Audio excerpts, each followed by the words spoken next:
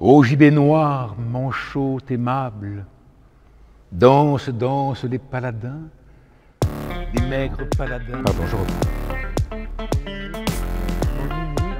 Le soleil de la... Il faut aussi que tu évites de faire des gestes lyriques. Ou rimant au milieu des ombres fantastiques. Hurrah! Balle des pendus. Au gibet noir, manchot aimable, danse, danse les paladins, les maigres paladins du diable, les squelettes de Saladin.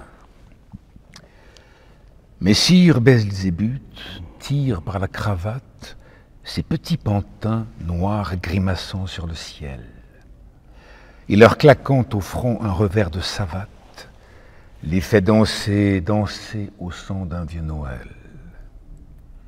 Et les pantins choqués enlacent leurs bras grêles, comme des orgues noirs, les poitrines à jour, que seraient autrefois les jantes damoiselles, se heurtent longuement dans un hideux amour.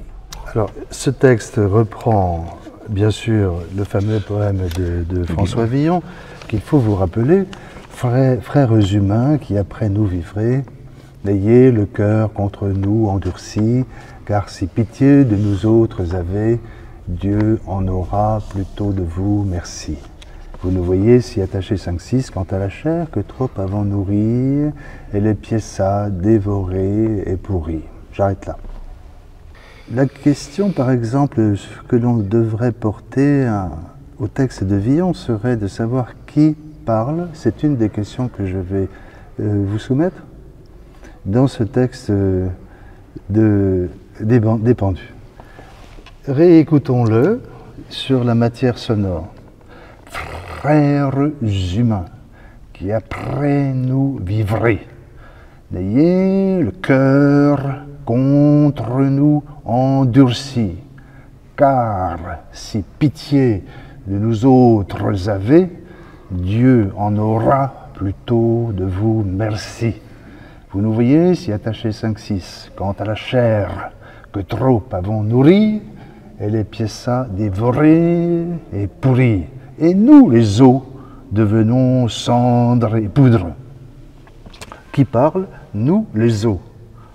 D'où les airs qui s'entrechoquent.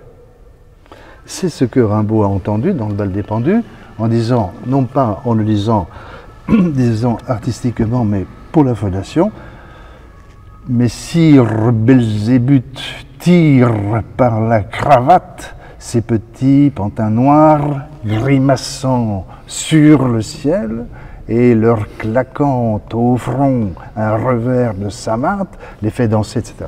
Donc Rimbaud a entendu et fait entendre Villon. Et la question de savoir qui parle, ce sont les squelettes. Toujours.